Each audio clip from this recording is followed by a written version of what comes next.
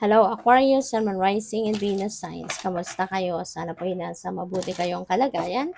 Welcome back po sa Star Tarot. At kung bago kayo rito, welcome din po kayo. Please subscribe, like, share my videos, and leave me a comment kung nakaresonate po kayo. So, Aquarius, first card ninyo, the Dancer, self-expression and strength. Ayan, po pwede, no, na baka ang iba sa inyo, hilig talaga sumayaw, no? O pwedeng you're a dancer, 'di ba? Pwedeng gano'n talaga. Um, Pupuwedeng passion mo 'yan, pupuwedeng trabaho mo 'yan, yung gano'n. So, this is siguro yung ano mo, ito yung way mo of expressing yourself, 'no, yung pagsasayaw. Maaaring yung passion mo pinapakita mo diyan, maaari din na minsan 'pag in love ka, through dance mo din pinapakita, yung mga gano'n ba.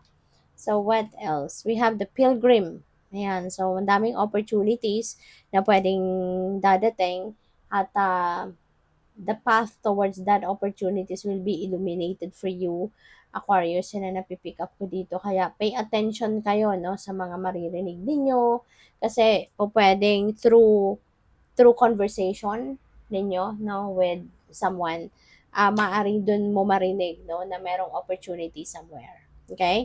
At maaari 'no, na yung opportunity na dadating na ito sa'yo, maaaring ito na yung magdadala sa'yo sa ladder of your success. Maaaring ito na yung magdadala sa'yo sa growth, magdadala sa iyong pag-asenso, sa pagyaman ninyo, mga ganyan, 'no? So, what else? We have the walker, ayan, the unknown, the journey. So, baka may travel na gagawin ng iba sa inyo. Maybe you're going somewhere, um, pupuwedeng adventure ito, maaaring adventure 'yan. Maybe you're going somewhere na you've never been before, Maaaring parang the full energy sa tarot na meron kang gagawin na something na ngayon mo palang gagawin, first time mong gagawin. Ngayon may gagawin ka na ngayon mo lang pupuntahan, may pupunta kang lugar na ngayon mo lang mae-explore, yung mga gano'n ba, 'no? So, kaya good luck sa'yo. So, by the way, maraming salamat for subscribing. And if you haven't subscribed yet, subscribe na kayo. And also, maraming salamat din for not skipping the ads.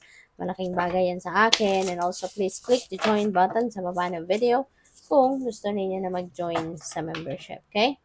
Salamat. So, bearing fruit. Ayan, napakaganda. This is going to excite you more.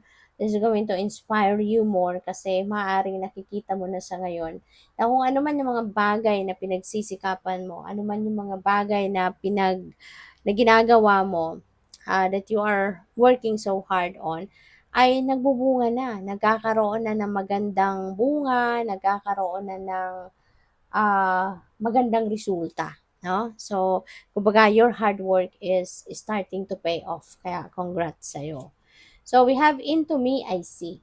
Ayan. So, pwedeng ang iba sa inyo dito, no, nakapagnilay-nilay na, nakapagmuni-muni na. Kaya, parang, parang, marami kang bagay, no, na madidiscover about yourself. Maybe you are going to be more appreciative of who you really are. Baka na-discover mo yung mga strength mo, 'di ba? Different strengths ninyo, ano yung mga weaknesses ninyo. So, maaaring mas nakilala mo ngayon yung sarili mo. So, what else? We have Divine Matrix. Wow. So, ang powerful nito. Kasi, nagpaparamdam sa inyo ang universe. No? Nagpaparamdam sa iyo na your prayers are heard. Nandito siya, nakikinig siya sa iyo, nandito siya sa buhay mo, present siya sa buhay mo, kaya wag kang matakot, wag kang mawala ng tiwala sa kanya kasi lagi siyang nandiyan. Okay? Lagi siyang nandiyan. So, tingnan natin ano pa ang ganap. And, yun. Tingnan natin kung ano pa ang mga messages and energies surrounding you in the month of August.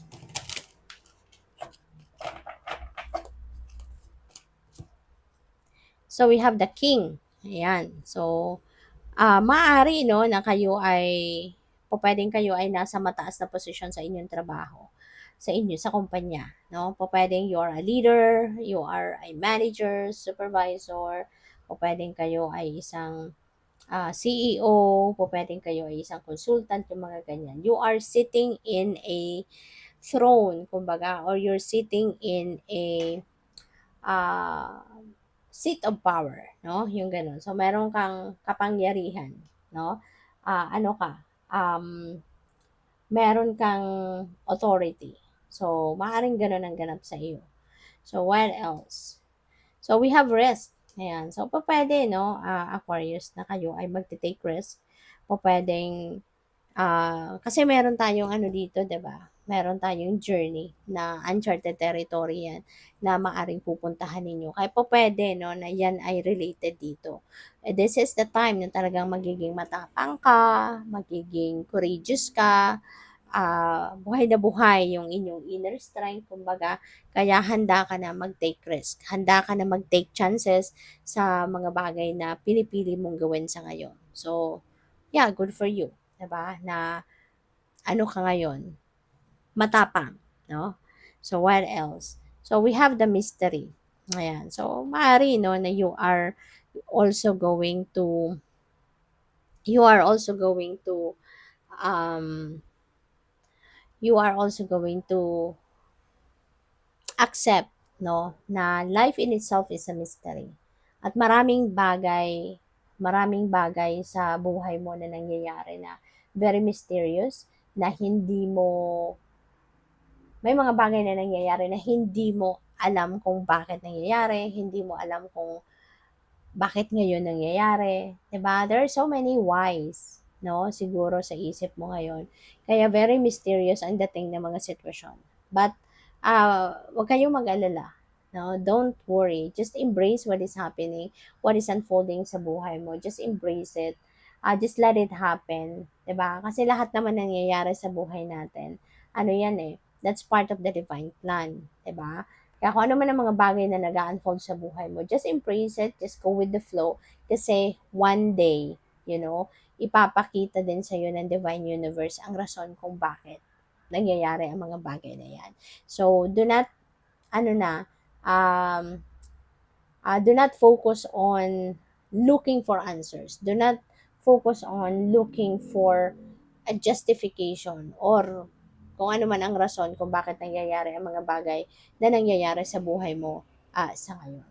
Kasi one day, hindi ka hahayaan ng universe na, hindi ka hahayaan ng universe na, kumbaga, the universe will not allow you to, will not let you um, left hanging, no? Looking for answers. Ibibigay at ibibigay niya yung sagot sa inyong mga tanong.